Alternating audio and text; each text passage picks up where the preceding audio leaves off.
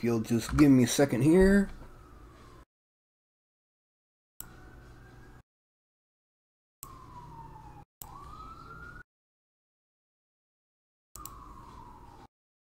And popping up the chat. And popping up the chat. Now, just a second longer. And popping up the chat. Now, just a second longer. And popping up the chat. Wait. Now. Yeah, there we go. And skadoosh.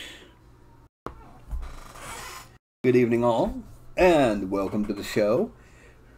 And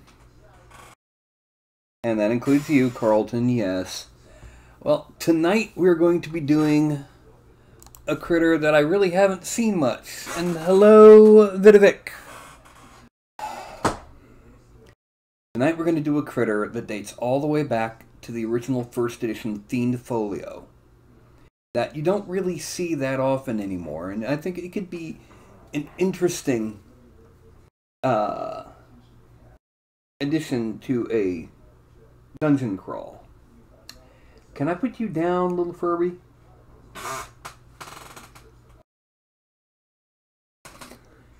No, not a five-headed orc. And no, not a Carlton either. I'm not making you. And now he's insulted. Okay, well, I'm putting you down, Furball. You understand me? Little fuzz butt. Never, ever, ever pick up an adult cat by the scruff of the neck. It can damage their nerves. Literally. There's nerve busters back there. Alright. Now, what it's going to be is a Blindhelm. I'm going to... No. No. No. Yeah, how about that?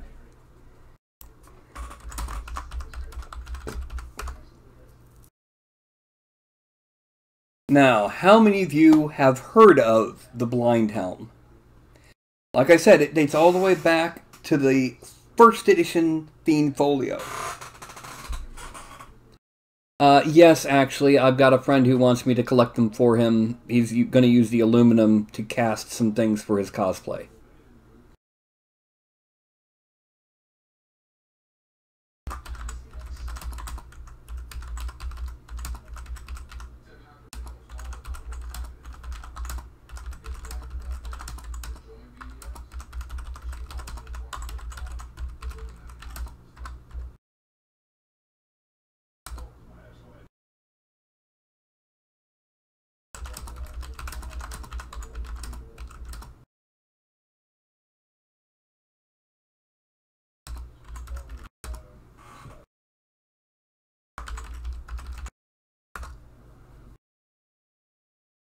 Yeah. The Blindhelm was a humanoid frog-like creature. Two large eyes on top of its head. It had blind sight, so it didn't normally need to see. When it opened its eyes, boop, you know.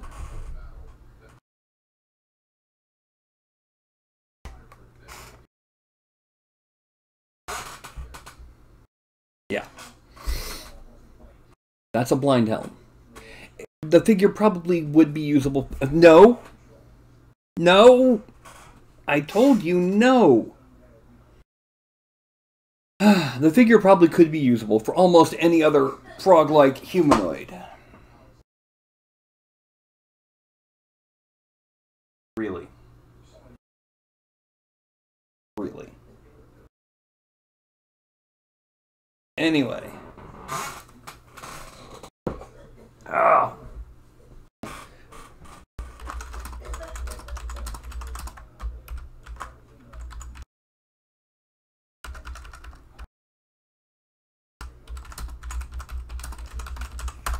Imagine a horde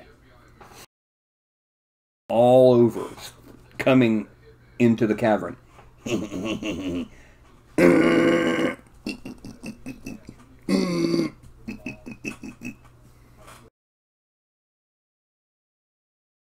By the way,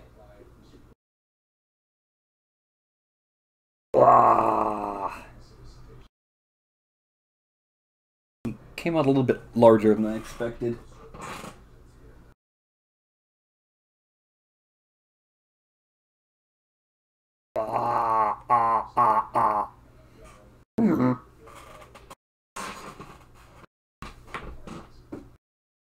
I'm going to get him painted up soon.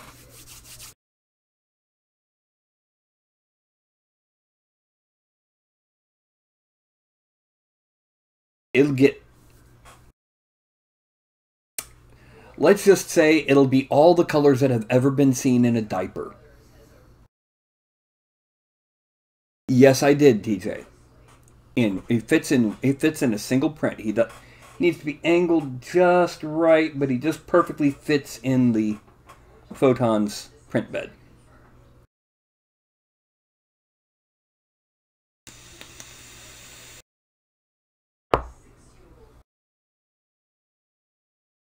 Okay. So, what we're going to start with, we're going to go ahead and we have the human figure. We are going to change a few things about his proportions. The first things is we're going to take this head, we're going to bring the neck down and the head up. And we're going to make that neck a little bit longer on the Y. Bend it down a bit more so that the head's coming more straight off the front of the chest.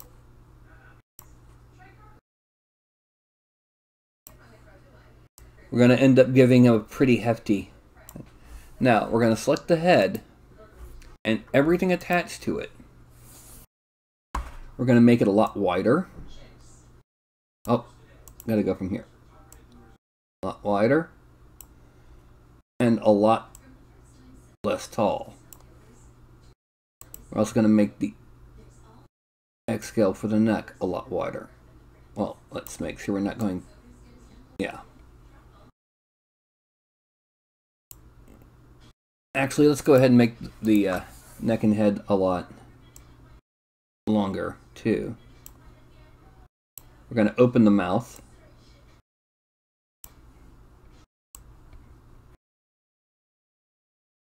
Now, the other thing is they have triple jointed legs.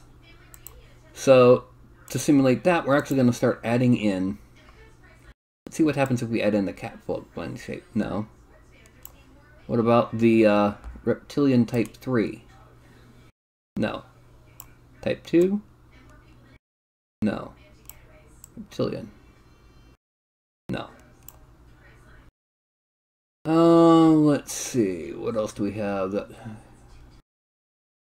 Well, we'll just do it. We'll just do it the way we did it for those figures. And what that is, we're going to rotate the leg here forward, here back, and here forward again. Now we're also going to rotate, we're going to twist that leg just because. Actually, we're going to twist it from the knee. Now, the thigh and shin, we're going to shrink, oh, we're going to shrink them on a Y scale a little bit. Actually, let's make the thigh full-sized.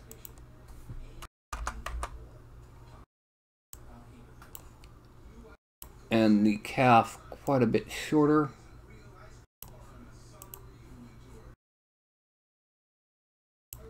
And then extend that quite a bit. Bend the toe. Front view.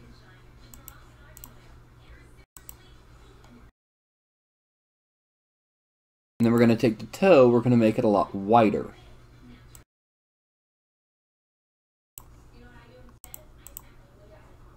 And a lot longer front to back. That's going to be his little web foot.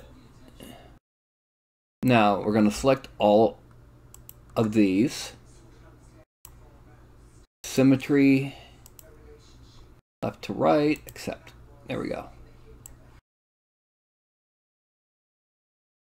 Now the next thing that we're going to do, we're going to come into modifiers, and we're going to kind of reduce hulking a little bit because they were a little bit skinny. And we're going to remove the smooth torso because it is a bare-chested beastie.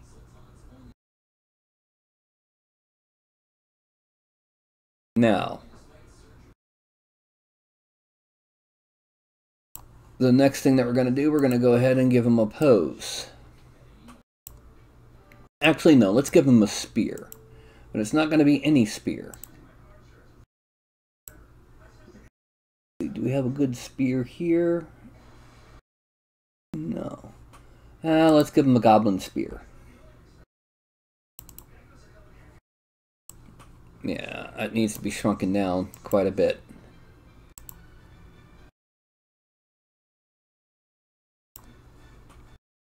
And then let's go to a back view of the spear. What we're going to do is we're going to give him another piece of prop for that right hand just to close the hand. And then we're going to delete it. And now this, we're going to move into place. There. We're also going to slide it back some.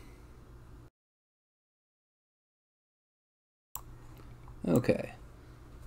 Now, it doesn't look like much now. It looks like a screaming, mutated human thing. But what we're going to do...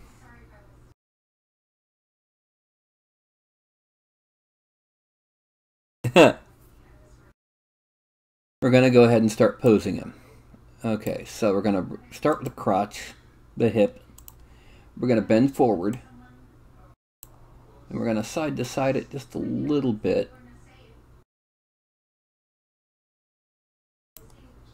And this leg is going to come forward. Twist a little bit. And go side to side out just a bit. And then we're going to bend the calf. The foot. We're going to bend the toe later. But now...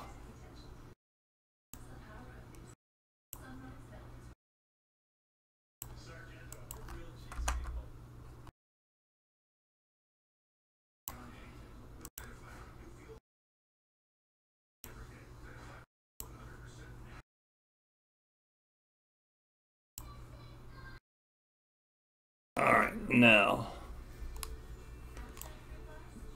we're going to go to the front view just so that we can get this toe pulled down.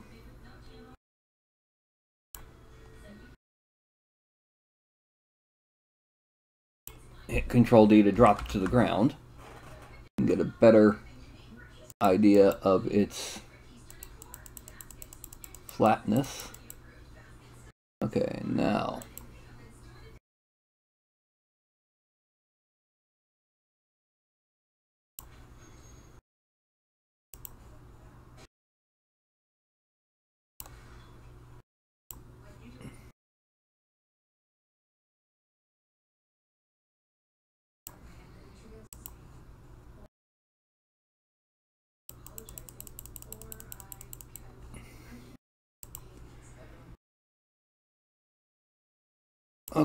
we're going to take both toes. Well, I'm thinking about it. We're going to give them a Y scale, make them a little bit thicker.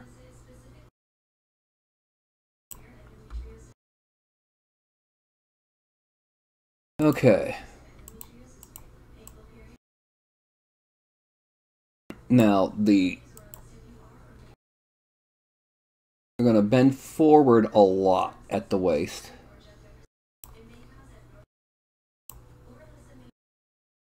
And we're also going to make it go side to side a little bit and twist that way.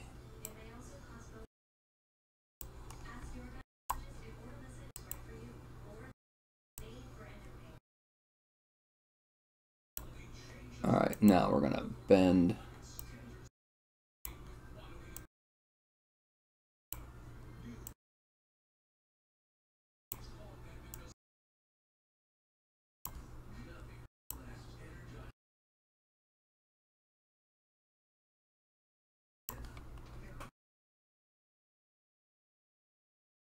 Okay.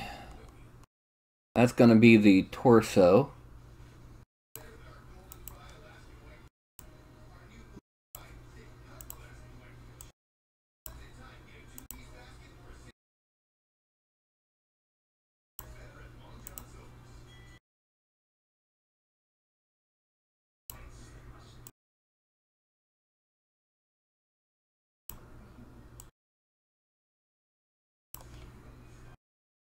Alright. I'm actually going to lengthen the arms here. Because I want them...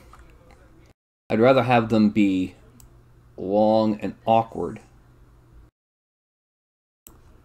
It'll help make it look a little bit gawkier and a little bit less human-like. Right view. Okay.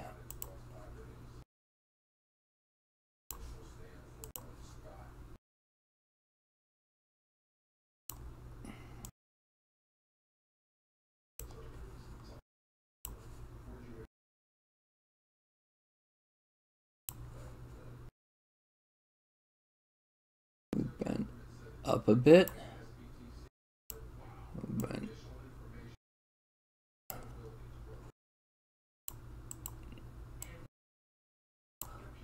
Okay, now we're gonna twist this shoulder.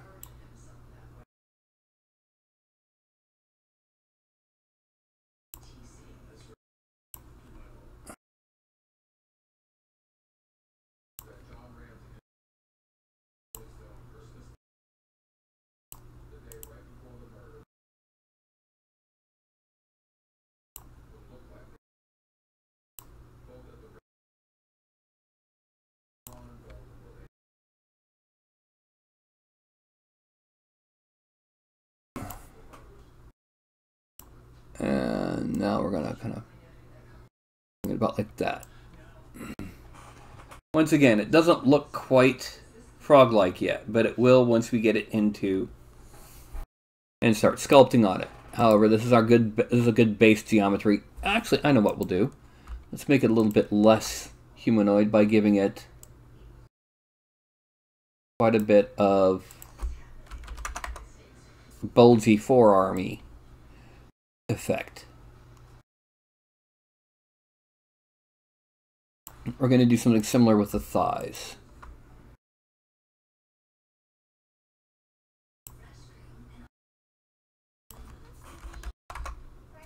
Yeah.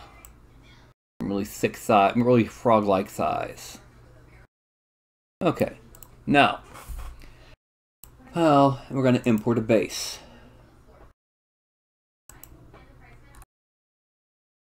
Alright, pre-sculpt.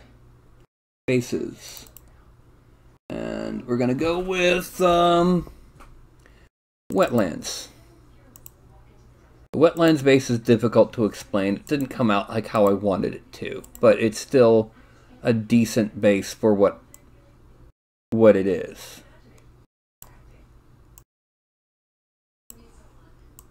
Right view.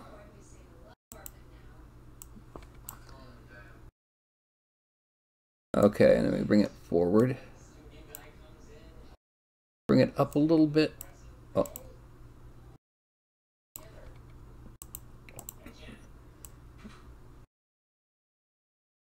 Now, we're going to need to twist this just a little bit. And we're going to need to unbend this. Bring them closer to the ground.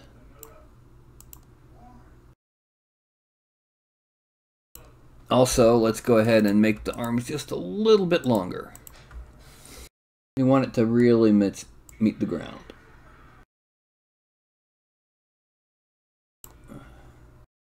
And just for character, we're going to bend the tips of these fingers.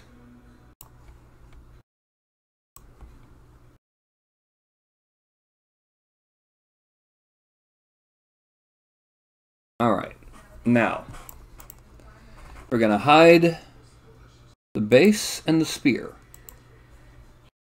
File, export.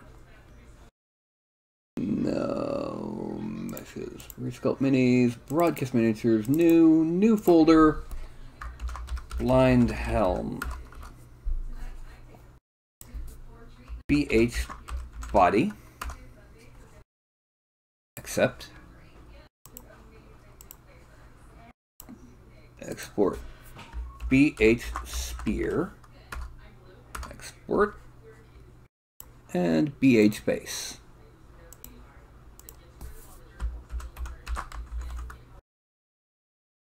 Okay. Now, ZBrush. We're going to import the body.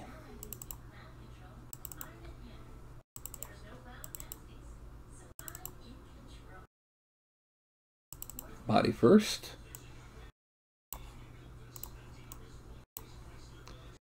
Then we're going to append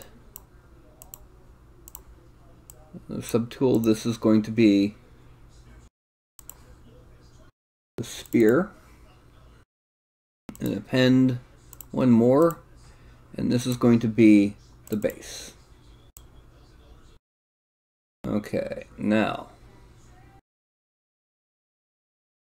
The intent on this base is that this area back here and this area here are water and the rest is grass. It didn't come out as well as I'd hoped. Now, let's go ahead and hide the spear in the base, because what we need to do now, divide, and we're going to Dynamesh at 768. Dynamesh. Now, there's going to be a lot of sculpting on this one, especially on that head, because we need to turn that head into a frog-like head with really big eyes on top. So what we're going to do with the eyes is we're going to completely get rid of the eyes and the mouth here. So we're going to smooth out eyes and nose completely.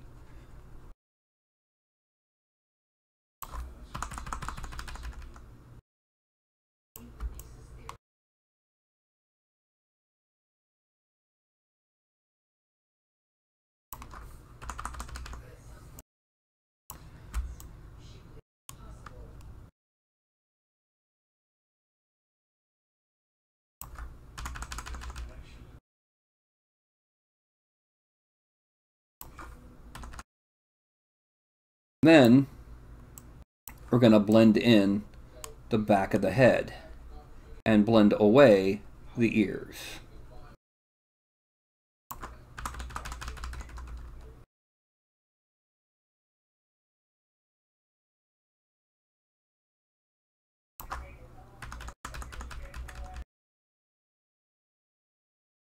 Okay. And then here, do the same thing.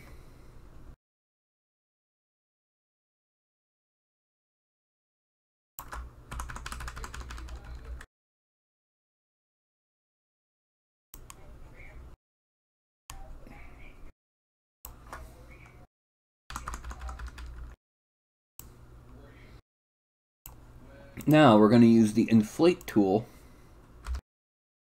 to make sure we got the stroke tool open for future reference. Okay. And we're going to start, oh, also we got to make sure that we turn on that. I'm going to start by kind of inflating up here and the side and deflating this side of the head and then hitting it all with smooth.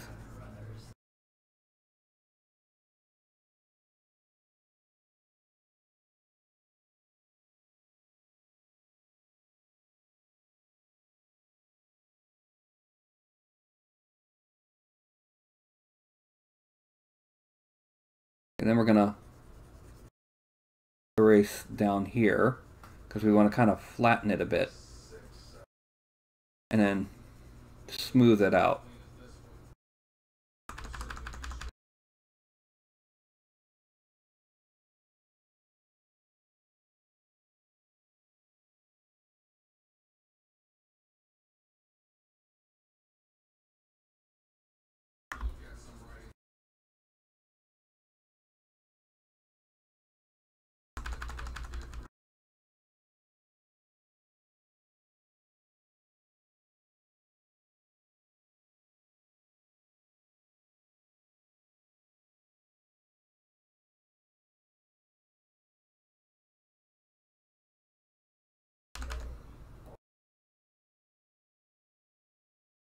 Okay, now let's make it here. Let's kind of evolve that a bit.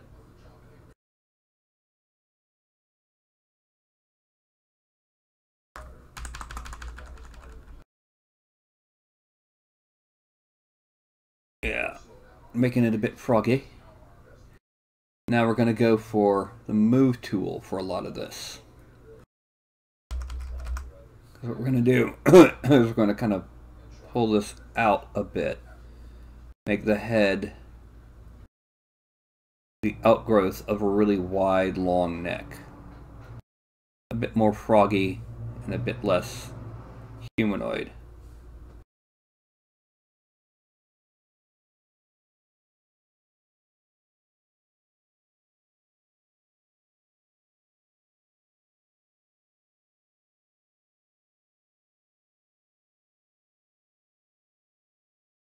That's obviously looking a lot less human. But now we need to deal with the jaw. So let's shrink back down. And we're going to go over this jaw considerably. A lot. Smoothing it and practically erasing it with the smooth tool.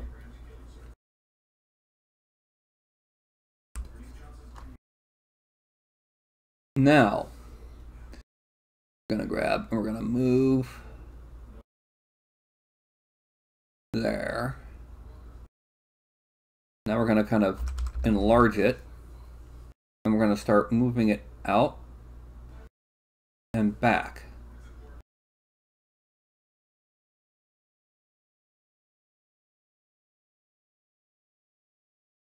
And then we're going to smooth back here.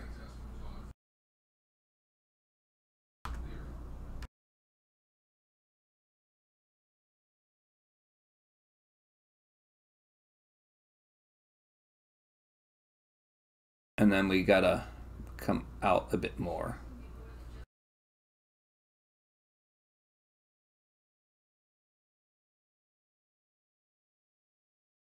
And what we're basically doing is we're turning this from a mouth to a maw. More, you know, the big old frog mouth.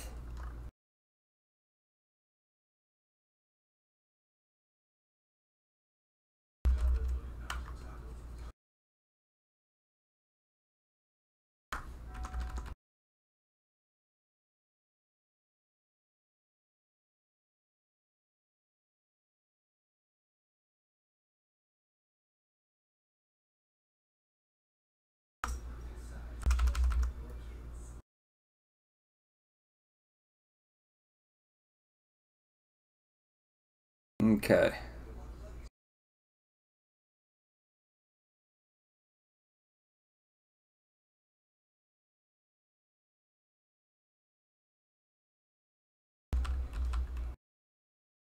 Now let's bring this back.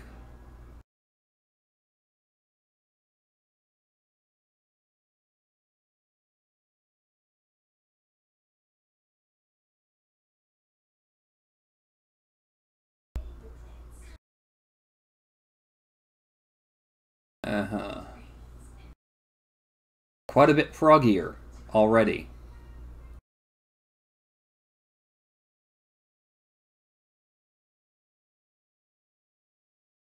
And let's smooth out that area right there. And here. We're going to detail the muscles later, but for right now we're just trying to get the basic head. Now, unlike most froggy things, their eyes were forward facing. We're going to kind of pull up here.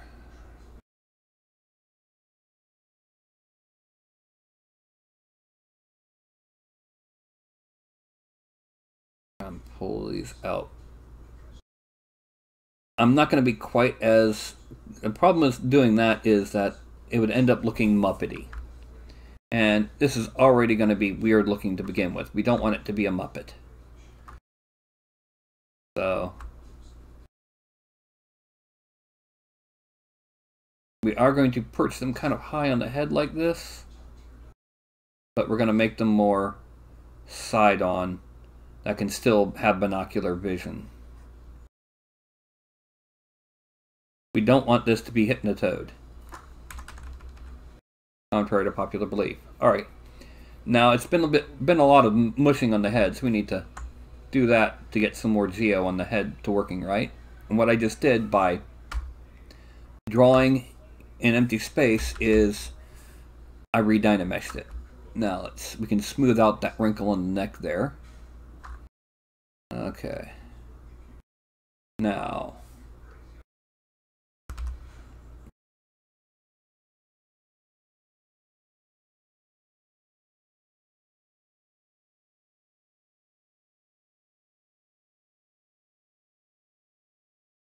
okay.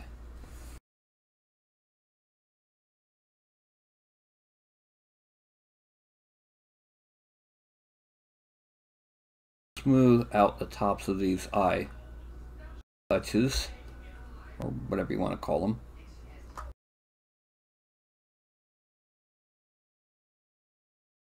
Okay, we're going to have to move this because it's not quite symmetrical. We want it to be a bit more symmetric than this, so we're going to kind of move it out like that.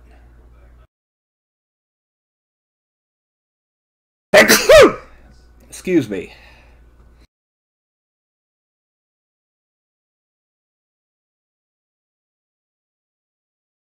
Okay. Now we're going back to inflate, but we're going to shrink it down a bit. And we're going to inflate this lower lip quite a bit. Because it's, it's a froggy lip.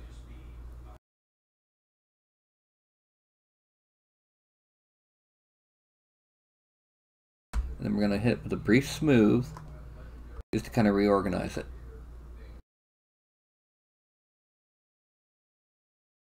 Now, we go to layer. And we're going to Z sub, we're going to turn off lazy mouse, we're going to go really deep, and we're going to shrink down. We're going to use this to make the eye.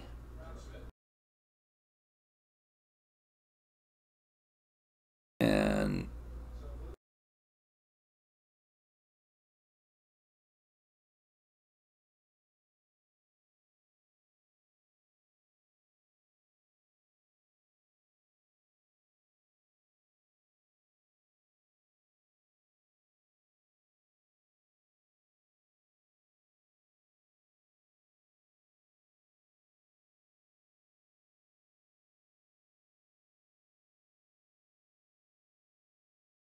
okay.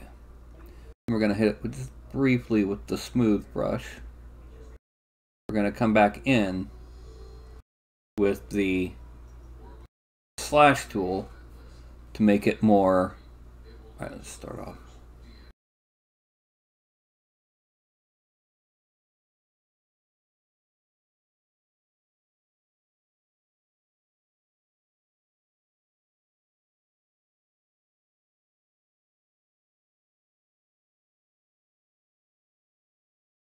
Okay.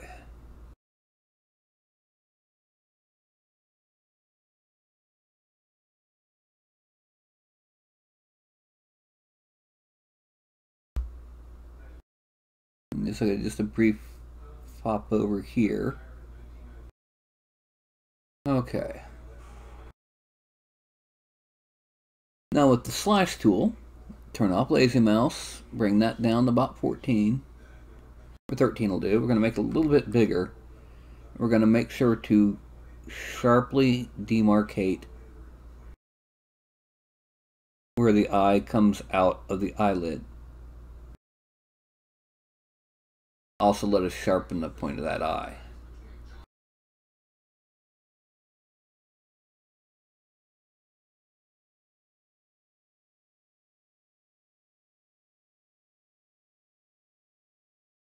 Okay. Now with the inflate tool, we're going to shrink it down a bit more. And we're going to kind of come over the top here. This will help us, once again, demarcate the eye a bit stronger.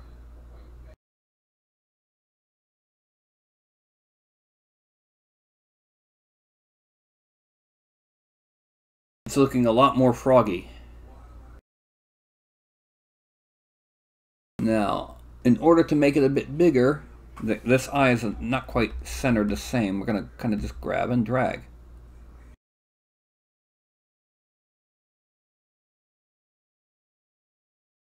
I'm going to pull this up.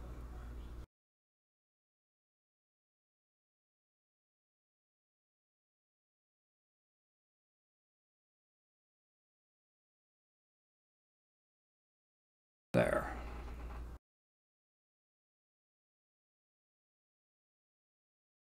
And there we have a lot more frog-like head, but now we need to kind of make it a bit more intimidating than just a frog-like critter. So we're going to emphasize the back of this neck.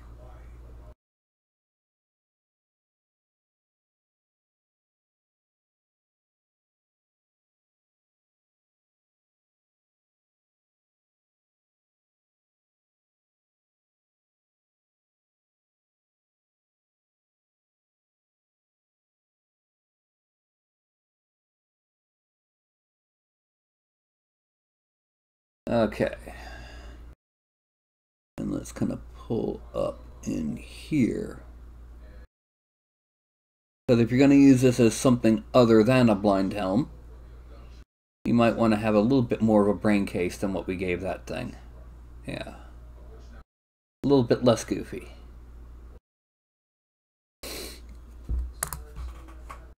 Okay.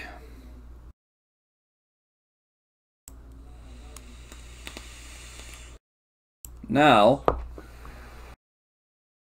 time has come to start delineating the muscles. And we're going to start with a wide, shallow slash tool. And we're going to just draw the muscles, then we're going to start inflating them to fit what needs to be where. Actually, no, let's do this first. Go through the Dynamesh so that we can smooth out these areas right here and get rid of some of these seams we got from the inflation, which is not the same as prices that you get from inflation.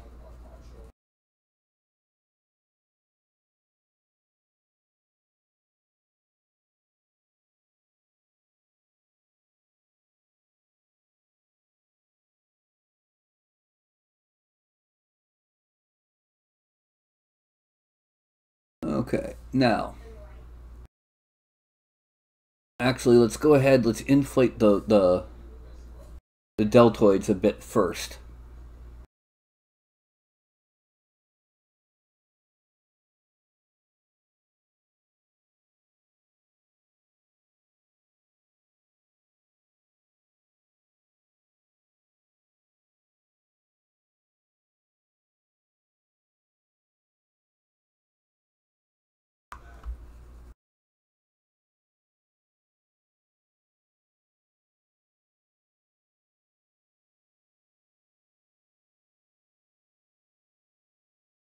Okay, there. And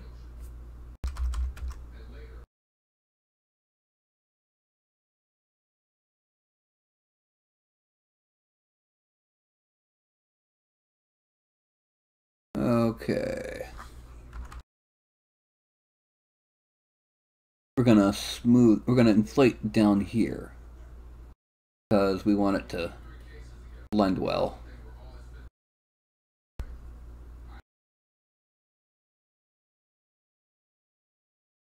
And then here.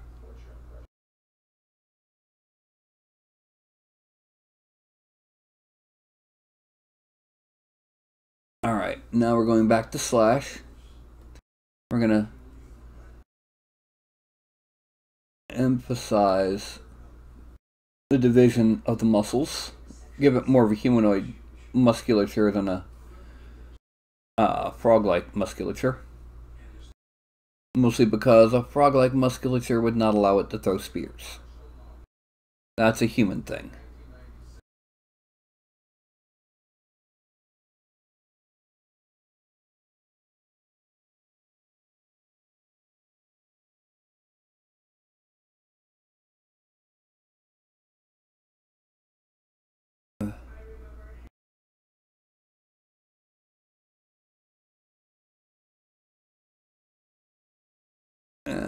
down here.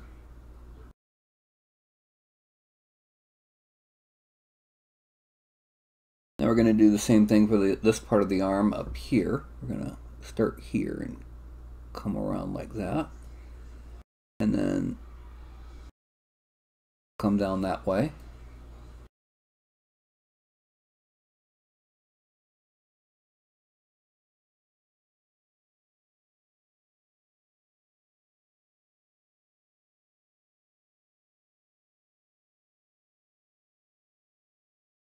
Okay, and then we're going to kind of bring it down the center of the back. Actually, going to come that way. Now let's make it bigger.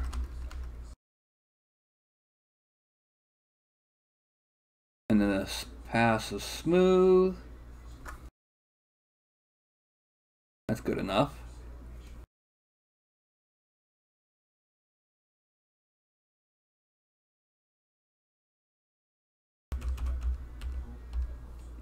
Now,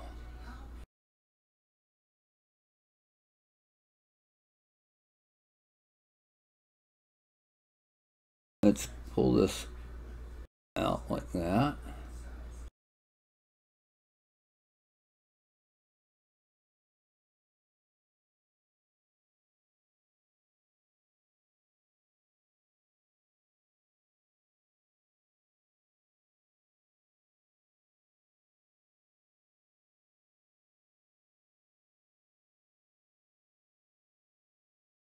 The next thing we're going to do after we finish doing the musculature is we're going to start adding warts and nodules and other classic frog monstery things.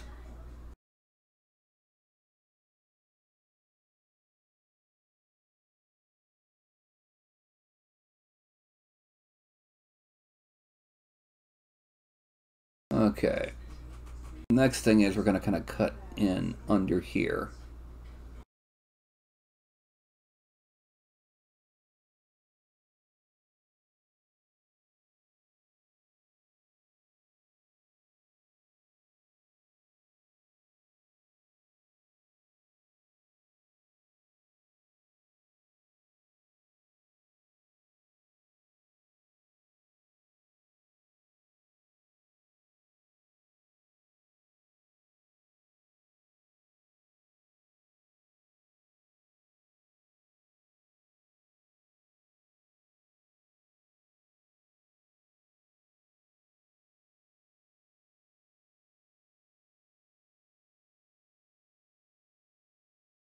Okay.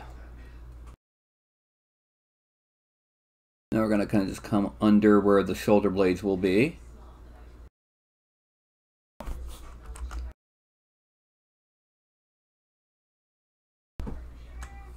No, Shinju. When you have extremely spoiled pets, they can get annoying sometimes. Okay, now the next bit will be, we're going to add in some lines here to delineate the limit of the top of the pectoral, and a very faint bit there. Yeah. Okay, that's the upper muscles delineated, not done. There's going to be a similar delineation, but not yet actual finishing over here, down here.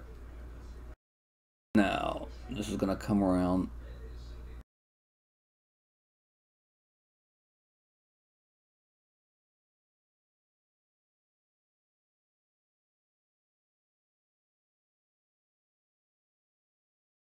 And then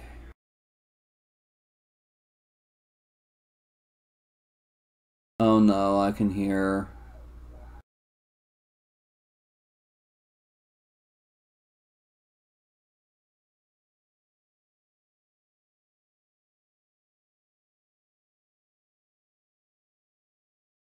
Yeah, it sounds like Mom's watching The Water Boy.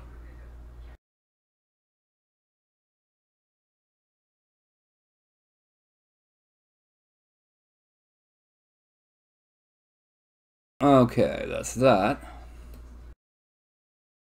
And then we're going to delineate the calf muscles.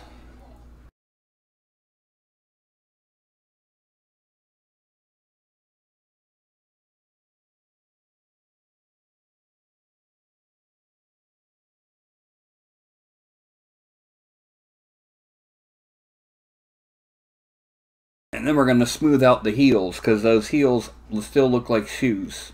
And I don't think that Blindhelms, bullywugs, or any other frog humanoids use shoes. Meanwhile, I just noticed something we gotta move real quick. There. That looks a lot better. Go back to slash. We need to come around this way.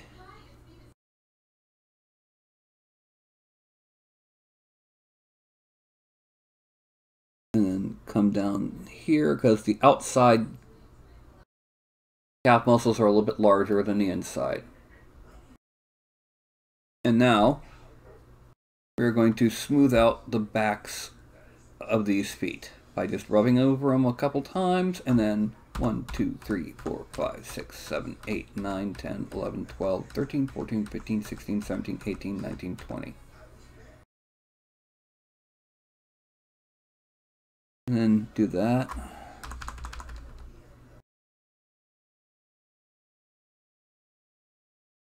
Once we've done this, we're going to come back in with move on the edges.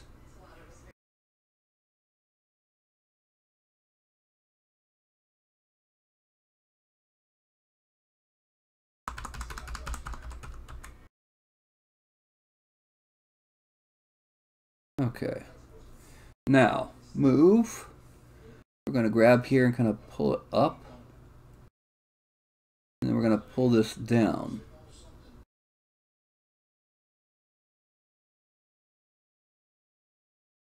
And then we're going to smooth it all again.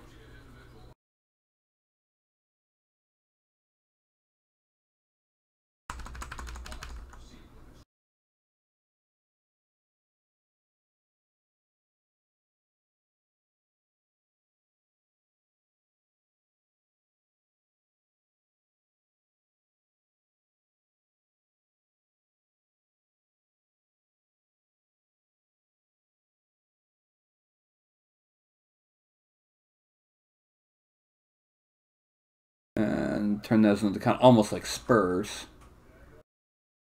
And the end result is that it ends up looking less like shoes and more like monster feet. Now we still need to delineate the toes. But you compare this to what we had when we started, and it's looking a lot more froggy. Wouldn't you say?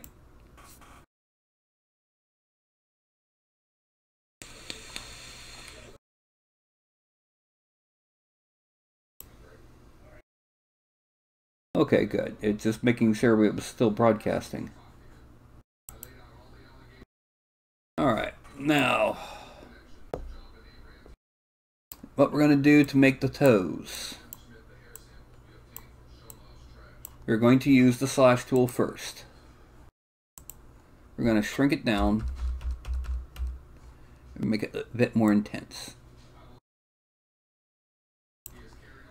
And we are also going to make sure that we turn on back face masking.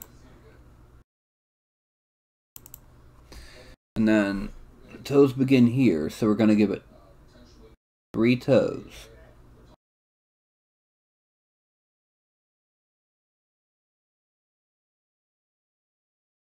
Once again, this is just delineating the toes. This isn't the actual shaping of them.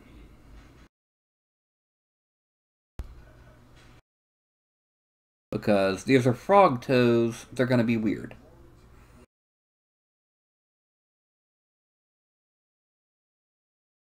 It's going to be here. Oh, I'm going to angle it a bit more like this, yeah.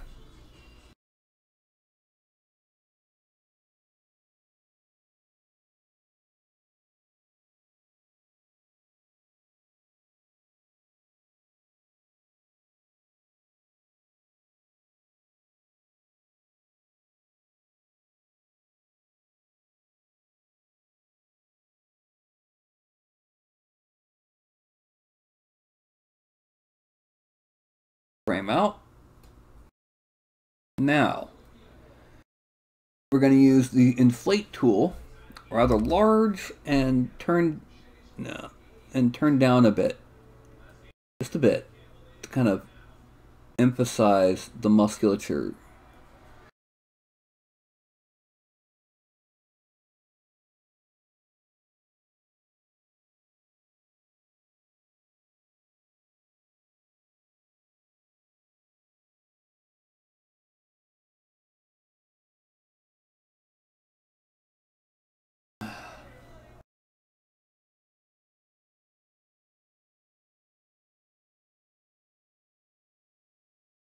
Actually, let's shrink it down a bit because we've got to do those the triceps a bit.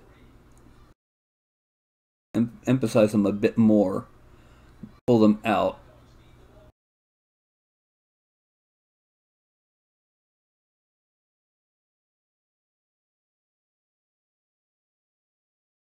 And make the biceps a little bit smaller than that. That's a bit too big for the bicep. There we go.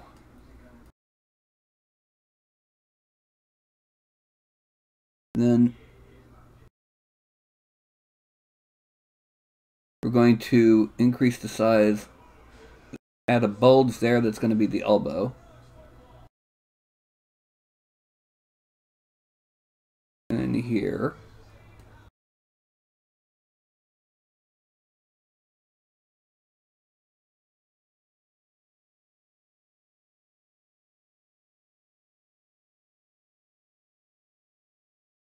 And then here.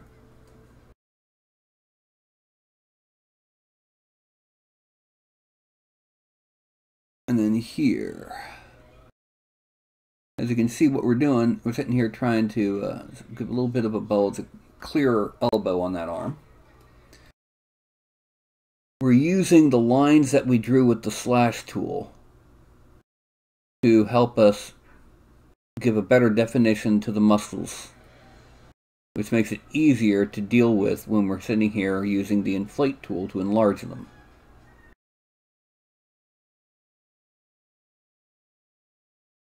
And then we're going to smooth that just a little bit because it'll actually help. Well, 4, 5, 6. Smooth that just a little bit because it'll help us get a sharper area there.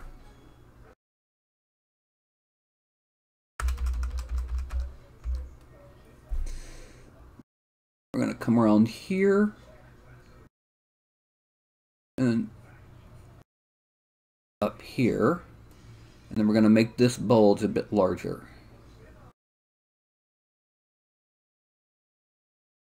And then come down here and here, because this is a jumping beastie. It's going to have rather large thigh muscles and rather large calves.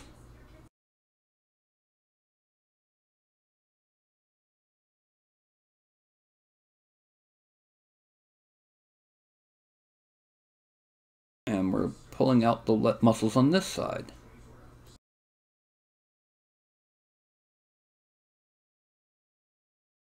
So we want these thighs to be unusually, hugely huge.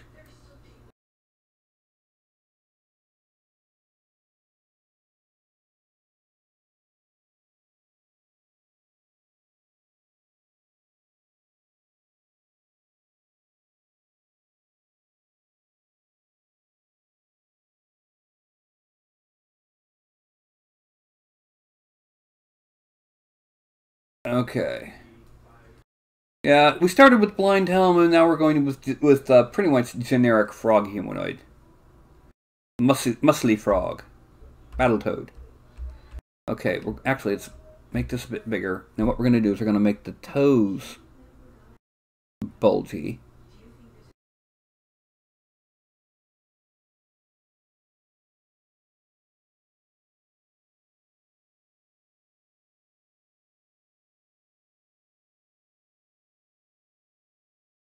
And then we're going to do that with these toes.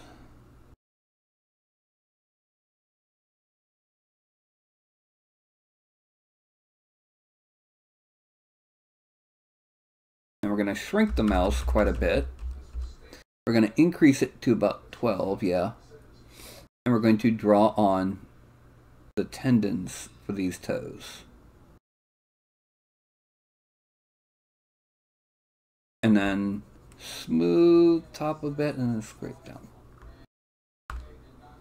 There. Now these toes. I'm going to come down here, come down here, and come down here. Then blend it just a little.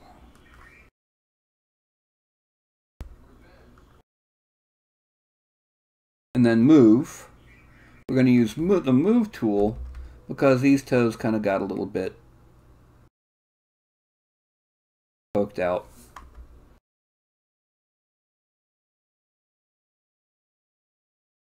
Okay. Now, the hands. We're going back to inflate. We're going to start off by making these fingertips larger.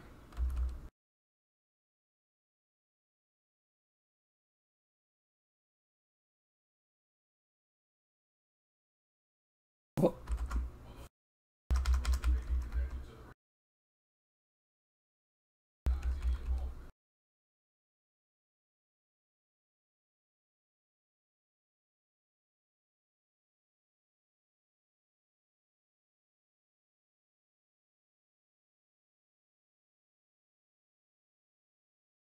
Okay, now we're going to shrink this down and add in detail to the back of the hand.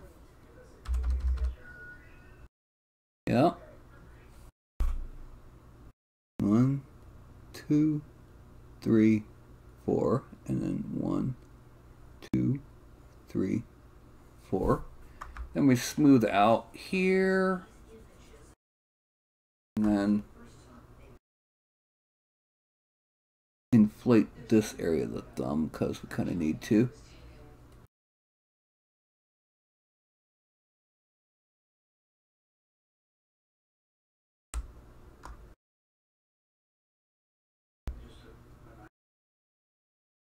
Okay. Now, there, there, there, there, and there, there, there, there, and then just a brief swoosh, swoosh, swoosh, swoosh.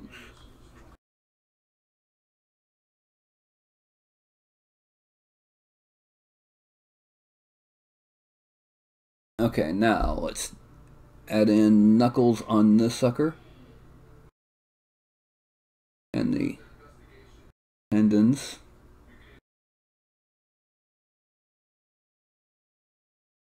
And then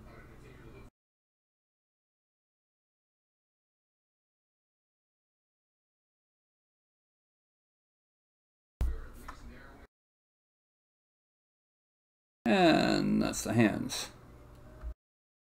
Frame out. Now, we have our critter's basic anatomy, but we need its skin. Bah.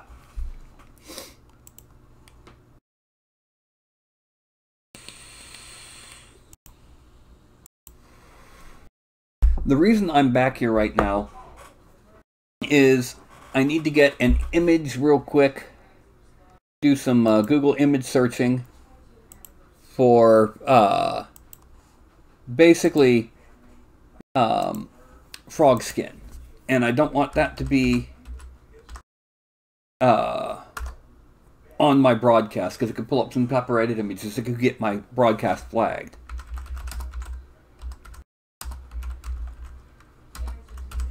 So I want to look at the basic general texture of a frog skin.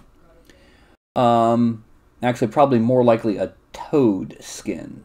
An Asian river frog, that sort of thing. Yes, an Asian river frog is a frog from Asia that lives in rivers and is probably closer related to a tropical frog than a North American bullfrog. or the nice smooth skin of a green poison dart toad. No, poison dart frog, rather.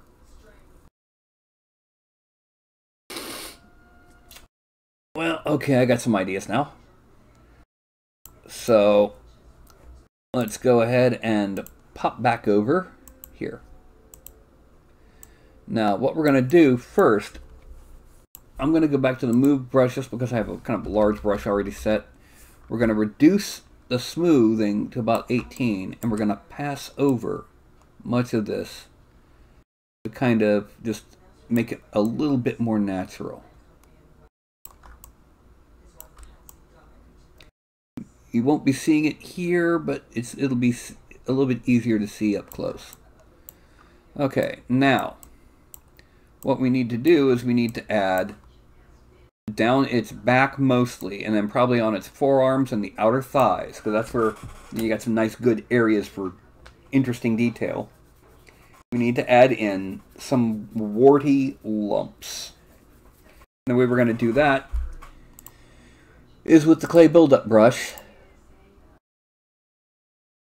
And let's see, we're actually going to use Alpha 4. We're going to turn off Lazy Mouse, and we're going to reduce the size to about there. And we're going to change it from freehand to dots.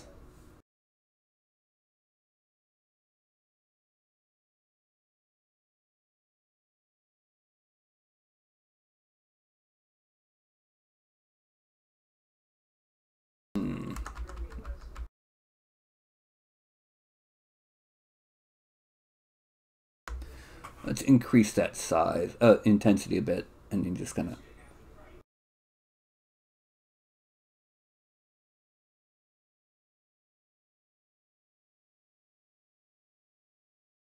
increase the intensity a bit more because we're just gonna be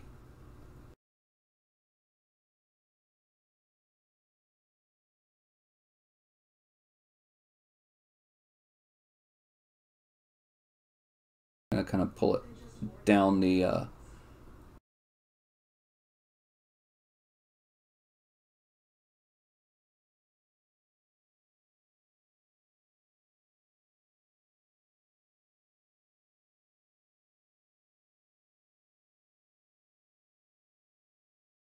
and then we're gonna kind of pull it down this way.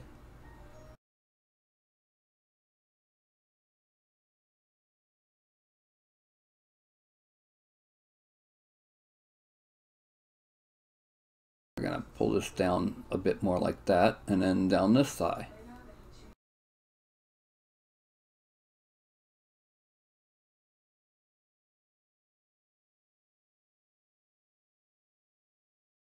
And then some down on this. The reason I chose this particular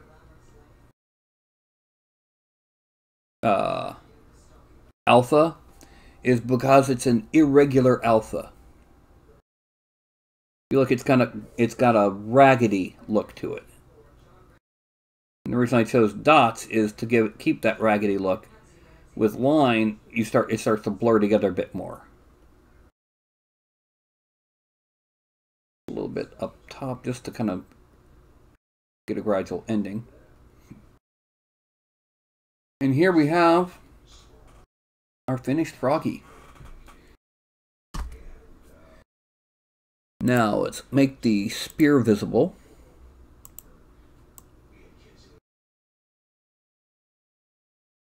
We're going to take that sphere, we're going to do a little bit of sculpting on it just to make it a little bit more unique. And to do that, we need to Dynamesh it at 512.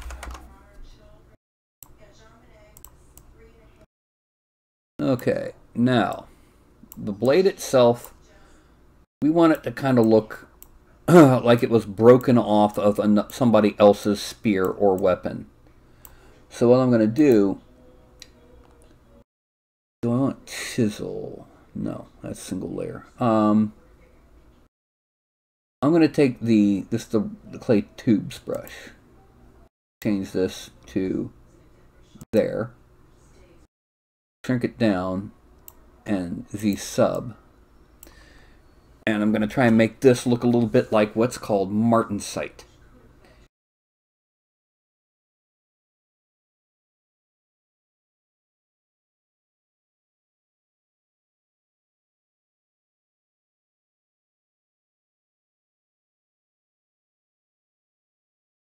Just to give it a rough look to it. Now, it may not be that people may not be able to tell that that's supposed to be martensite, but it looks rough and it's kind of caved in like it was broken off. And that's all we really need. That gives us our look.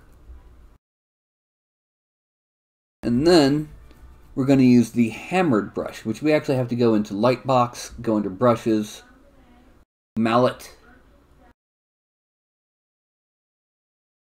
and then Mallet Fast. We're going to make this big and give it alpha 12. And we're going to make it, actually we need to make it bigger than that. Just kind of give it a more beat up look.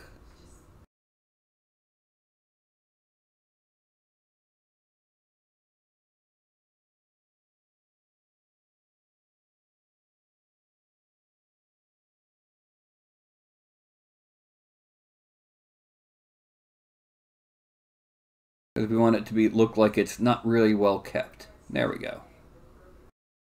Like it could probably be taken for stone at this point. Now, we need to do something to this shaft. And what we're going to do with it is we're going to go back to clay buildup, but we're going to change back to alpha 1. Change back to freehand. Make it bigger and smaller. And let's go. We're going to make sure to have backface masking on. Actually, let's make it not quite so big.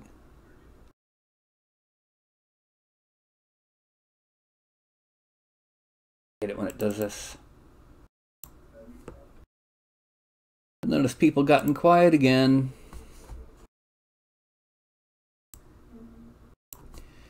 Anyway, what I'm going to do is I'm just going to add on some erratic areas just to make it look a bit more crude.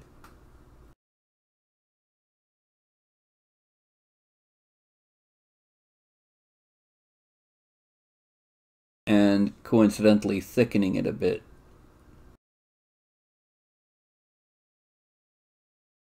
Okay, frame out.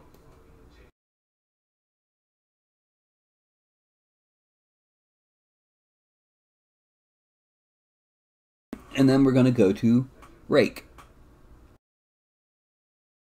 Going to subtract and decrease the intensity a bit.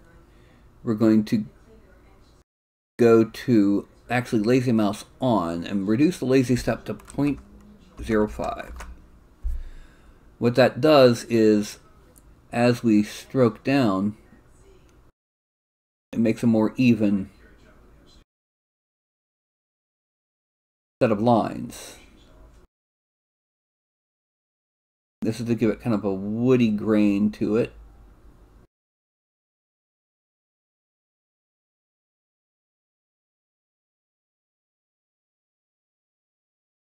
There we go.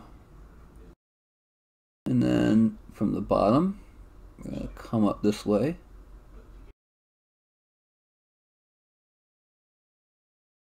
And come up this way. Oh, we're going to come from here.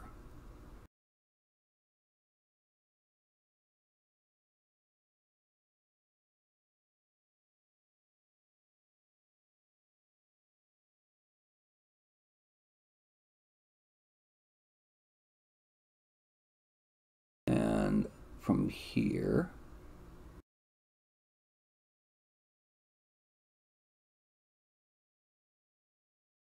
and that's our spear. That gives him more of a crude look to his spear.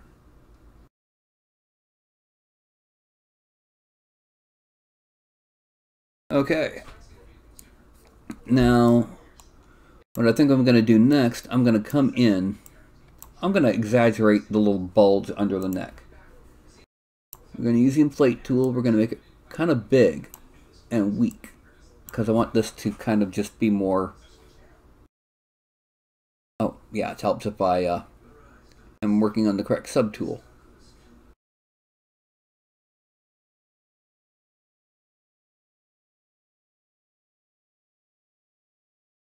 Let's build that up.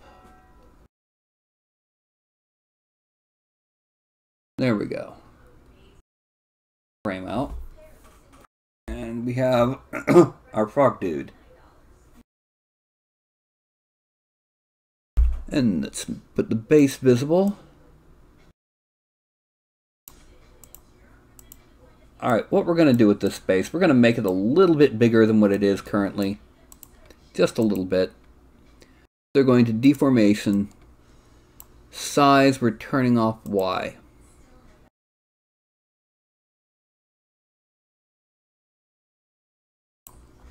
There we go. That's good enough. Now we go to geometry. We're going to subdivide it twice. And now we're going to merge it all down.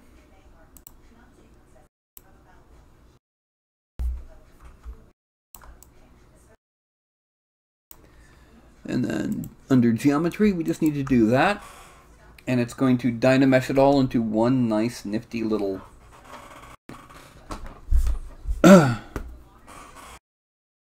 Okay.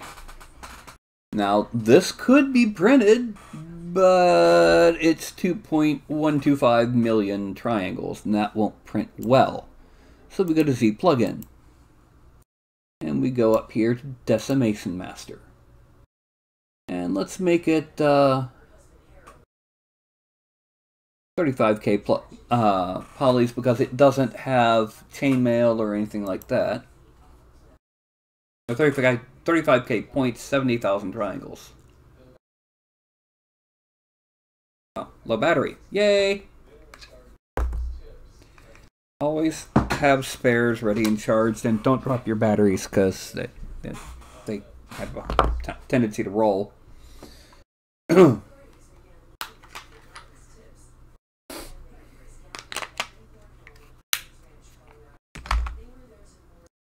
Reordering points, and bingo! It's 70,059.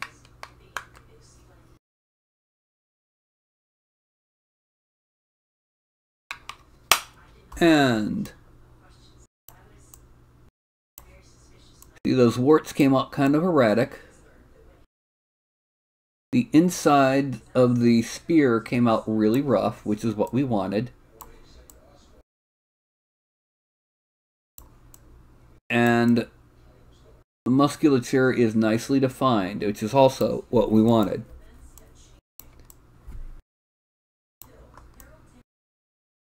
Okay, now let's export this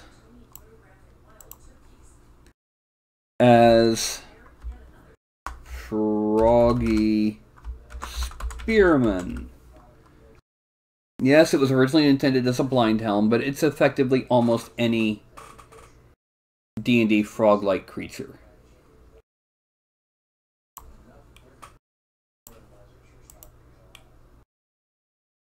Oh.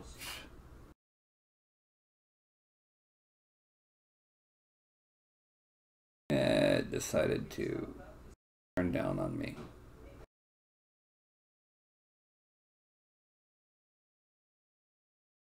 Okay.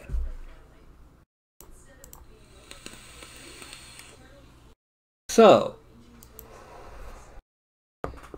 it's 9:15. And once again, we got a full detailed miniature done in a little over an hour. So, any questions or comments about our little froggy boy? Feeling kind of froggy.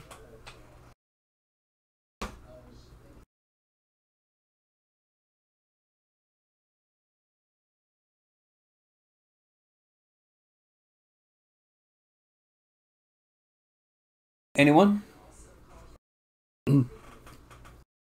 Any questions on why I did anything, or why I made the decisions I made when making him?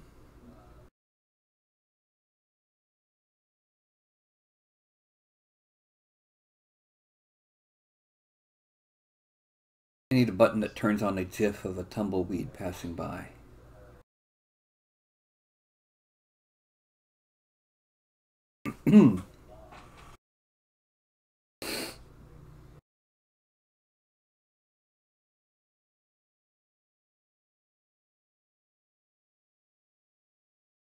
I guess if you took a Blindhelm and gave it one big eye, it would look too much like a Nothic.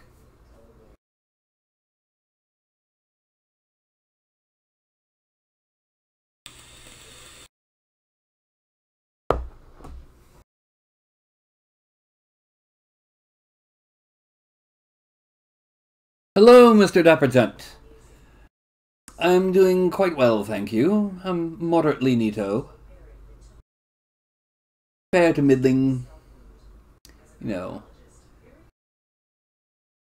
I am not unwell. And thank you to George Carlin for all three of those responses. Mediocre to fair middling. There we go. Oh, for those who were wanting an update, because I know there were probably a few, at this point in time, right now, the Green Tide is at 6,777 with 198 backers. So, yeah. Now, Mr. Dappergent, did you happen to catch our Froggy Boy as I was sculpting him? Hmm?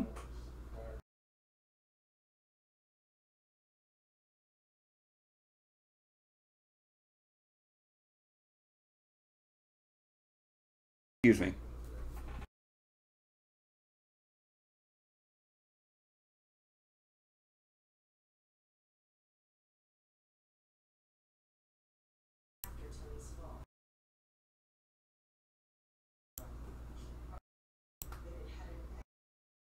I guess not.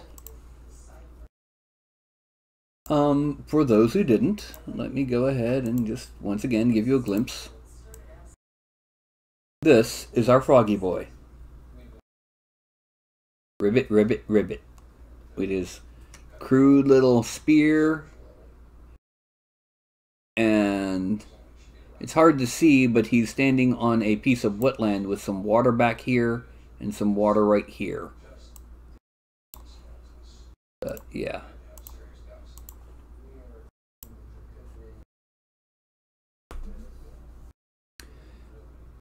Toad of Battle. Yes. And what's interesting to me is that it's harder to make something look, when sculpting, like a crude and primitive slapped together thing than it is to make a perfectly machined, repeatable weapon of some kind. It's actually harder to make it look bad. Go figure. Uh-oh.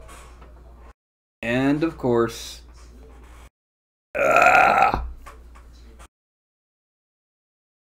And, of course, Carlton.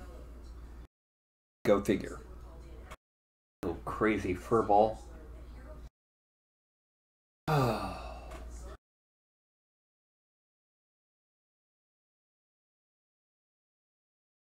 Thank you, Cartag.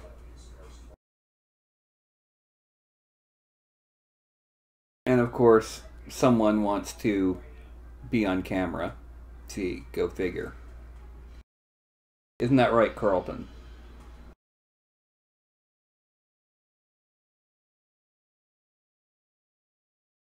Anyway, so talking about frog-like humanoids in D&D. There's actually more than you might think. I mean, recently in the Jungles of Chult, there's been revealed in, oh god, I don't even remember the name of the adventure.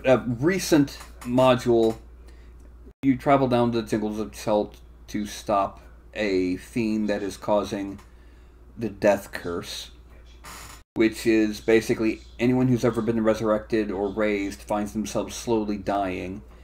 And anyone that dies can't be resurrected. Turns out their souls are being consumed by something, and you've got to stop it. Well, while in the Jungles of Chult, we encounter Well, maybe not that small, but small humanoids that resemble poison dart toads. That's one. They're called grung. There's the infamous bullywugs. Fun fact: bullywugs originally came from the D&D cartoon, and then were brought into D&D proper. They wanted something as a common humanoid opponent that, it wouldn't be as frightening as orcs or goblins or anything like that. And they figured frogs would be funny. Same way shadow demons started in the D&D cartoon. Anyway, then after the bullywugs, you have there's quite a few others. There's the slod, which is what would happen if you made demon frogmen with Wolverine claws that somehow deposit eggs. Yeah, one of the slod variants, its forearm claws, is also an ovipositor.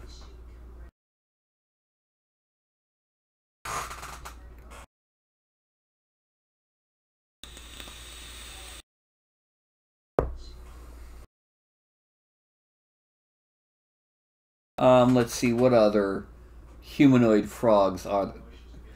There's a couple other humanoid frogs that I can think of. I just can't think of their names. I can picture their entries in the DMG, in the Monster Manual, rather. By the same token, in Warhammer, you have the Slad. In more recent editions, Slad are these extremely bloated toad-like things that can't really move. They just sit on palanquins and use vastly powerful magic. Originally, the Slad were the entirety of their own army in like 3rd edition and before. They were human-sized frogs, Mesoamerican clothing and decorations, that just kind of hopped around and slapped people with mahuatls and stuff like that. The lizardmen were actually separate. In Warhammer 40k, the Slad were originally the old ones. As in, what the Slad are credited with, or what the old ones are credited with, the Slad were. This was added on to after it was determined that the Slad didn't have a place in Grimdark 40k of Doom, Dark, Death, Despair, Exterminatus. No Dalek Marines, please. So they kind of, they kind of pretend that the Slad never existed, the same way that the Squats got eaten shortly after they were discovered by an entire hive fleet that did nothing but come out of nowhere, eat the Squats, and vanish.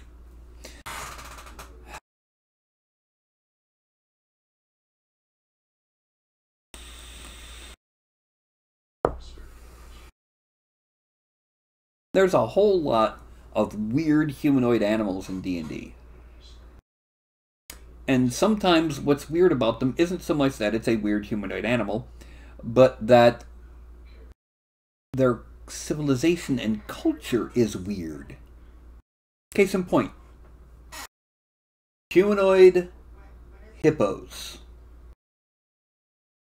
somehow have a culture very similar to British Empire era. "I sailed, chap. Have you got any dry powder for your firearm? I seem to be out. With a pipe and a monocle. I sailed, chap." And they're hippos. And they're like 8 feet tall. Like, come on, baby girl. Yeah. This is my Shinju. She's gonna go get dinner.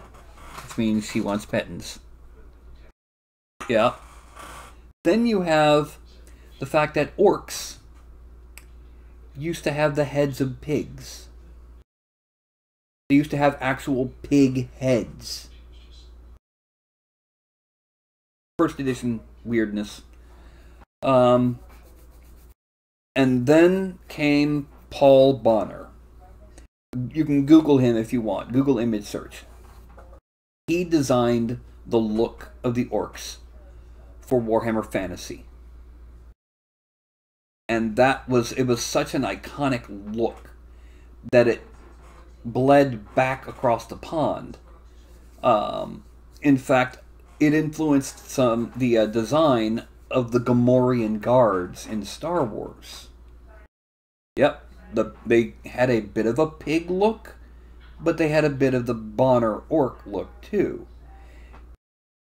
And once the Gamorrean guards appeared on screen, almost every game master I knew used that to explain what orcs looked like. Now, they kind of look like the Gamorrean guards.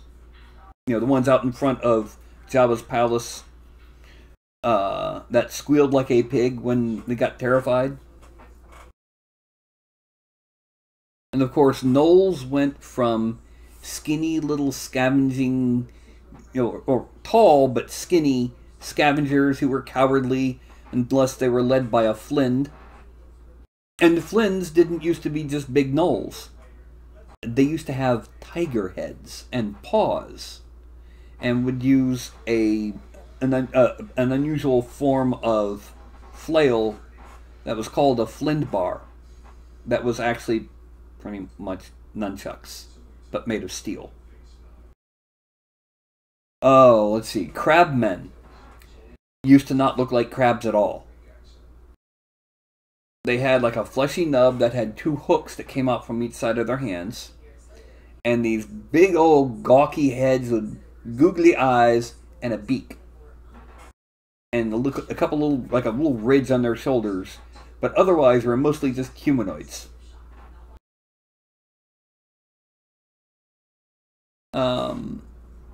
Let's see. The Loxodonts, humanoid elephants, are somehow medium-sized instead of size large. They got shrunk. They used to be really, really big.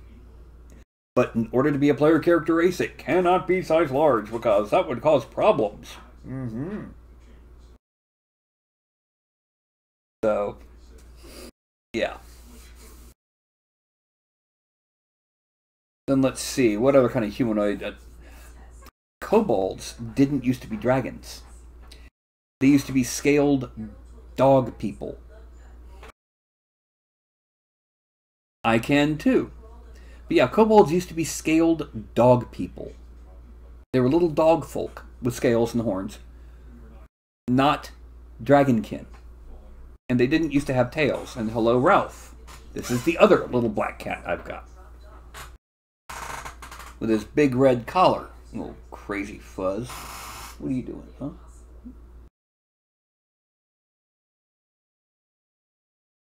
Yeah. There's at least two different form of player character feline races. There's the cat folk, who are kind of like mountain lion humanoid shape, but with almost any kind of basic breed type. And then there's the tabaxi, who are size small. Or not size small, but they're really small. They're like 5 foot tall, barely. There's a lot of animal humanoids. Yes.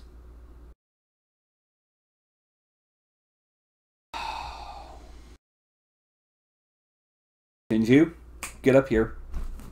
Good girl. Let's see, what else was there? Besides the animal humanoids, you had the lycanthropes. And there was a lycanthrope for almost every animal you can imagine. But one... Oh, come on, Ralph. Let go. One unusual thing that they all had in common: there were no lycanthropic herbivores. None. There were a couple omnivores, like the wereboar and the wererat, but no complete herbivores. Which brings up a point. If there was a curse that was laid upon minotaurs, would they become werebulls?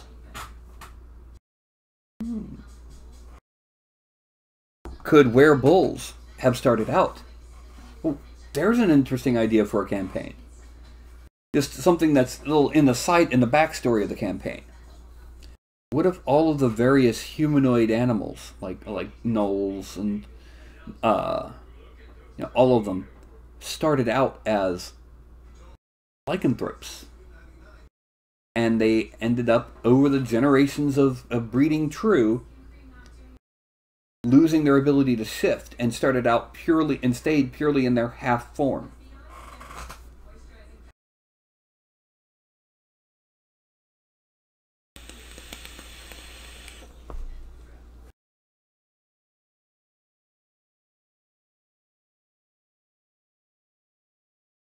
Okay, what you are describing already existed, but not with boars. With hamsters. In 2nd edition, in the Spelljammer setting, there was the giant space hamster. Imagine a hamster the size of a cow. Their purpose? The gnomes bred them to run inside giant wheels to power their ships.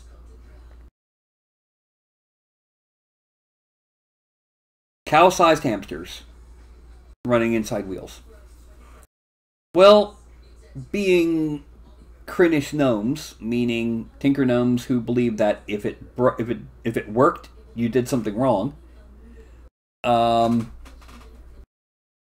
They started coming up with all sorts of weird variants, like the dire fire-breathing giant space hamster, the Liurnian space hamster, which regenerated, which means it was also used as rations. Cut off a chunk, it regenerated. There was the infamous and famous, and actually in the daggone rulebook before the computer game came out, the miniature giant space hamster. Only one of which was named Boo. And then there was the giant space hamster of ill omen, also known as Woolly Rupert. Imagine a 75-foot-tall giant space hamster.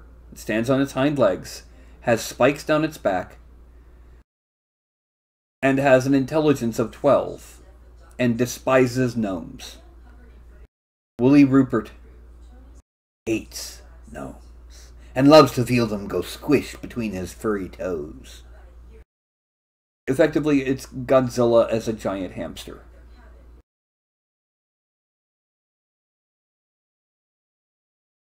Gnomes were terrified of him. Nobody else was.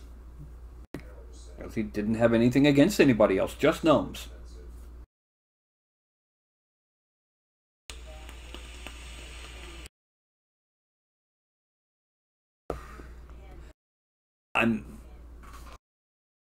Oh, Spelljammer was weird. The basic concept was that in most games of D&D, each campaign world is a different prime material plane. You know, Kryn was its own plane. Toril was its own plane. The whole 9 yards. In Spelljammer, each one of those primes wasn't an alternate prime. They were still within one dimension.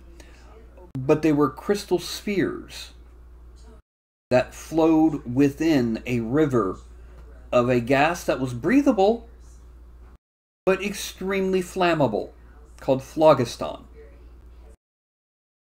And there were things called helms that you planted on a ship, or built a ship around, that if a spellcaster sat in it, the ship would move and fly. The higher rank, the higher level the spellcaster, the faster and higher the ship can fly. And some crystal spheres were just a ball around the planet with sun and moon moving around like clockwork on the inside. Others were, it's a solar system, but inside a big shell with the stars on the inside. And what you would do is when you got to the crystal shell, there was an aperture you could go through to go into the phlogiston. And then you'd sail through it to other crystal shells, and you'd land, and you'd go in, or not land, but you'd go into that crystal shell. Now, gravity was a weird thing. Everything had a plane of gravity that had an innate top and bottom. So let's say this was a ship. And it was built this way. Well, it has a plane of gravity around its center now. So when it's in space, someone can walk on the bottom and walk on the top, but couldn't walk on the side. They'd fall and then kind of bounce until they stayed there. And then comes this ship, where its plane of gravity is in the direction of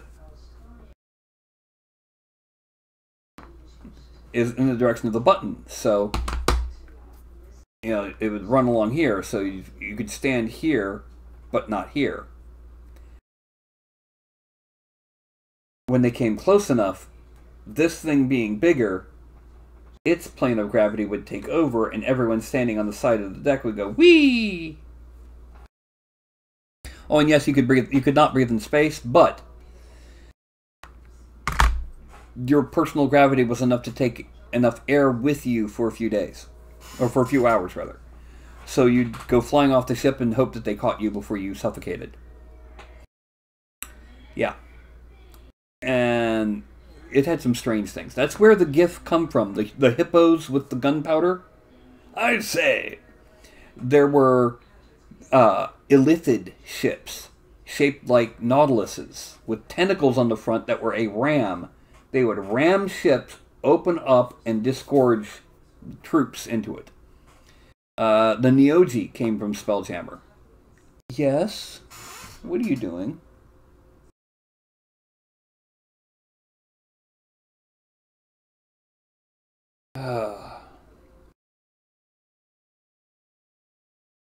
There were some interesting critters in Spelljammer. And interesting worlds. For example, there was one world in Spelljammer where all the Tarrasques in the multiverse came from. Normally there's only one per alternate prime. This was a world that had thousands, and they were silicavores, and they ignored you. And what it was is there was something unusual in their atmosphere that they needed. If they were in a world without it, well, they didn't weaken, they just went insane and became rapacious, savage, vicious, berserk monsters that were unstoppable by any means. Or nearly any. Then there was a critter. Imagine a 60-foot tall giant that looks like it's made out of smooth stone, sitting there thinking. And if you could somehow manage to get its attention, it might answer one question. And this could be almost any question you can think of, and it would give a true answer. Because it had an intelligence and wisdom of 25 each. What? But if it ever thought of every thought that could be thought, the universe would end. It was also incredibly powerful. Now, speaking of incredibly powerful, Spelljammer dragons. What? Spelljammer dragons included the Solar Dragon, which was not measured in feet long. It was measured in astronomical units. It was like thousands of hit dice. Not hit points, hit dice. That were D20s. Yeah.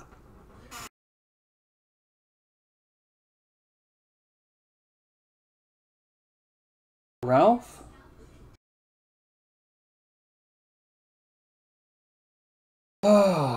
So yeah, Spelljammer was strange.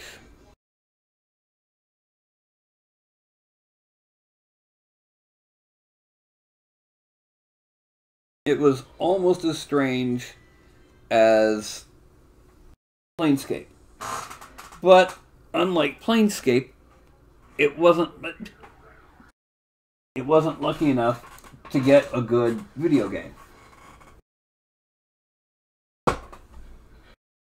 Planescape had Planescape Torment, which was an amazing game. The only hint of Spelljammer in any game is Boo, the miniature giant space hamster. Sorry, Minsk.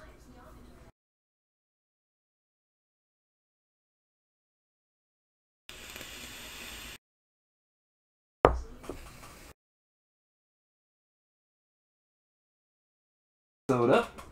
And once again, I show off my best print ever. Or rather, my most useful print ever.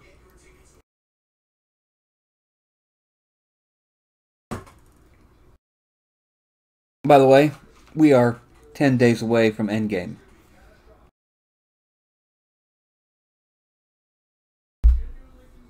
Hey, Mark.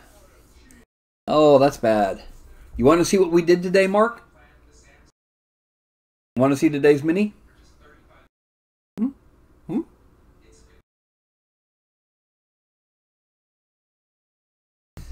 Okay.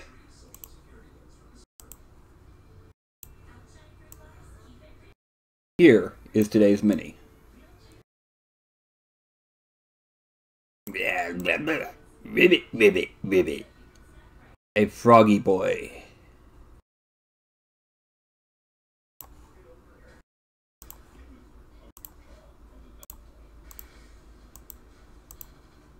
Hmm.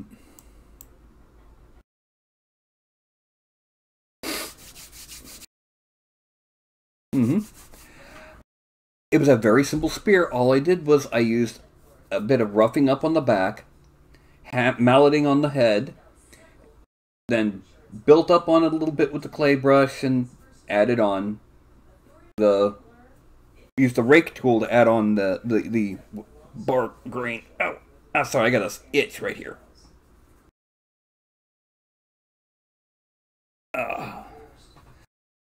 So anyway, been talking about weirdnesses since that only took an hour and 15. So we've been talking about weirdnesses in D&D, like the various humanoid animal races and Spelljammer. So we've also had visits from every one of the kitties. Tail up from under you. Yeah. Show that curly tail. That means he's happy. And of course he immediately grabs it and goes, no. So, yeah, Spelljammer was... It was one of those settings that if the players enjoyed that sort of thing, it was outstanding. But because it was built on 1800s scientific theories from the 1800s combined with D&D, it got really weird. Like I said, dragons measured in astronomical units, not in feet. Giants that if they ever managed to think every thought that could be thought, the universe would end. You know, things like that. Strange, weird. Entire planets of Tarrasques where there were peaceful silicavores eating rocks. Yeah. I did. Planescape Torment is one of the best D&D games ever made. The story is one that could only be told in Planescape, and it fits Planescape so well. I mean, other role-playing games have had video games based on them. For example, Vampire the Masquerade. But the Vampire the Masquerade game sucked. Of course, now it's owned by a consortium in Europe that apparently has white supremacist ties and kind of tainted it for me. But, yeah. Anyway, but yeah, Planescape Torment is one of the most legendary stories for a role-playing game. And it's the kind of thing that makes you want to make a game, just to tell a story like that.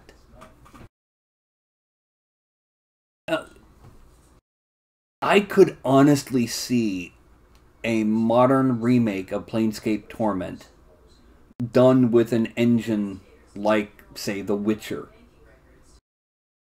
And the visual, just imagine, think what Planescape Torment looked like in 90s tech.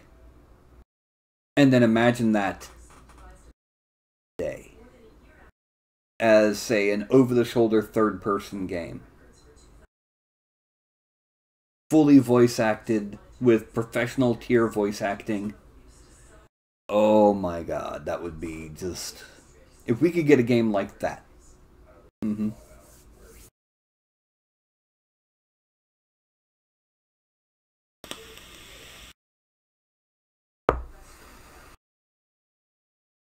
But I mean, there are so many different ways that that game subverted expectations. Like the succubus, who was an intellectual prostitute. She did not have sex. She conversed. And she provided philosophy and thoughts. You know, that sort of thing. It's just... The whole idea of the Nameless One and his whole story that I'm not going to spoil. Even the skull that travels around with you has got character. And the fact that you could win the game, you could win the final battle without ever taking a swing, if you had built your character correctly.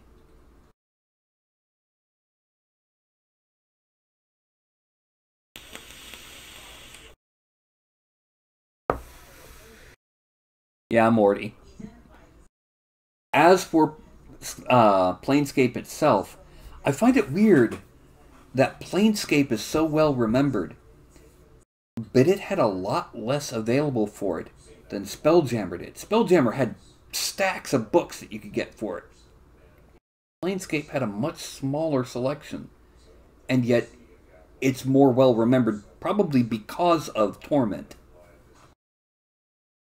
Yeah, I think the skull was Mort.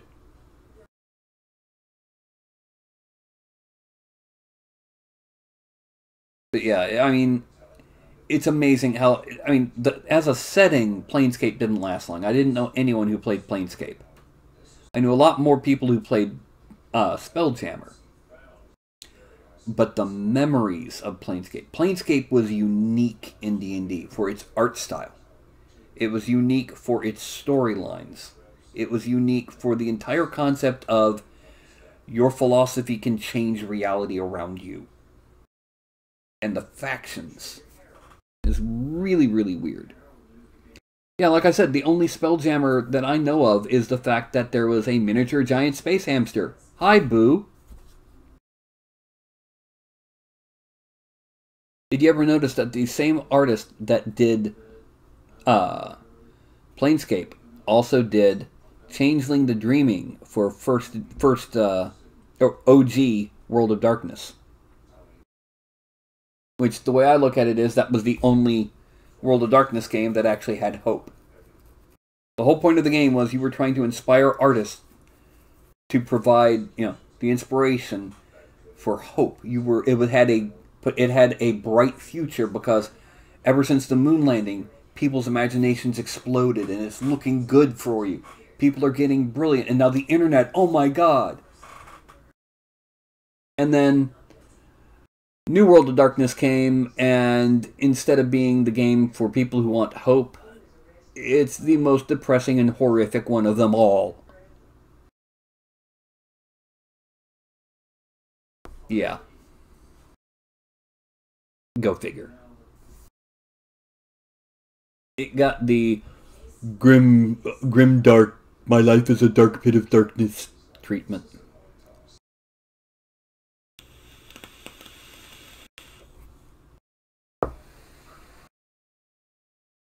Oh, and by the way, Mark, and anyone else who showed up, I have printed. No, Ralph. I have printed the Odiug. Yes, I printed him on the Photon, and yes, he fits on the Photon bed.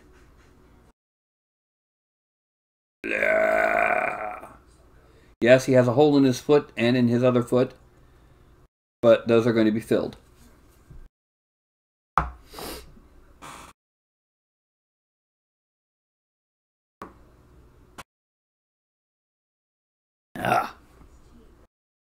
It's hollow. That's not a lot of resin. It's actually about the same as maybe 2.5 figures. Maybe 3.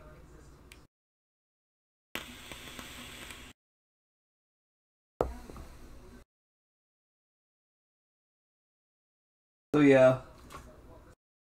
What were some other good settings? There was one setting I've actually played in that had potential, but it was mishandled. Council of Worms.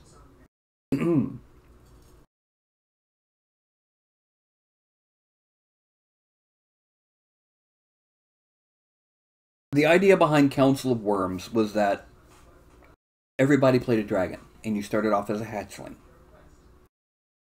And you could substitute treasure gained, not for XP, but for age. So that you could end up, aging to adulthood much more rapidly than you should have. But the problem was, yes, a crystal dragon didn't need anywhere near as much XP and treasure as a red dragon to age and grow in age levels. But it came to a screeching halt pretty quickly. And a red dragon of the same age category was far, far more powerful. We had a party. We had a red, a crystal, an amethyst, and a blue. The red was actually chaotic neutral, not evil. And I was the blue. The starting adventure was you as hatchlings you literally just hatch out of your shell. Only to find that ogres are raiding the hatchery, crushing eggs that haven't hatched yet, and stealing the smaller dragons. The whites, the crystals, the smaller breeds of dragon, and killing the others. And you have to stop this ogre raid. Well, the crystal dragon looks up at an ogre, which is much bigger than it, because crystal dragons are small when they're hatched. Looks up at the ogre. Only thing it can do, cast Charm Monster. Aren't I cute? Ogre picks him up. You're so cute. He looks up, rips the ogre's throat out with his teeth.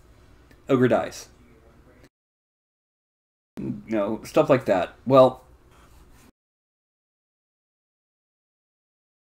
I read that blues like traps, tricks, and ambushes, despite being the second most powerful chromatic dragon. We end up getting to the central chamber where the Great Mother is. She's so big she can't leave that chamber anymore. And our crystal dragon has the head of the ogre that he slew, just carrying it on his shoulder. Look at me! Amethyst comes out, dragging holding up 2 heads by the hair. Haha. And hello, Carlton. Yes. And then the red comes out, dragging 3 ogre corpses. Ha! I did better. And then I come out from the tunnels I had been in with a necklace made of 7 ogre heads. And the red's like, no fair, man. You're not supposed to be that tough. You're only a blue.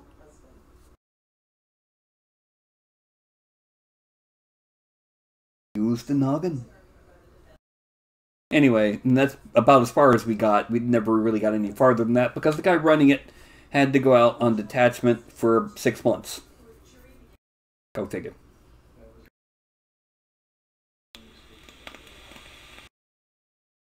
Anyway. Yeah. Anyway, it is now 9:57. I gotta do a little bit of cleanup on the Froggy and then get him up on Thingiverse. So I'm going to do my usual goodnight spiel. And so I'm going to hold up my hand, count to 1. When I get to 1, I'm going to go say something kind of goofy and go, ee, ee, ee, ee. And then when I see on the screen my hand go, ee, ee, ee, ee, I'm going to stop the broadcast. So that's going to be a 5, a 4, a 3, a 2, and a 1. Why are there so many songs about rainbows? And what's on the other side?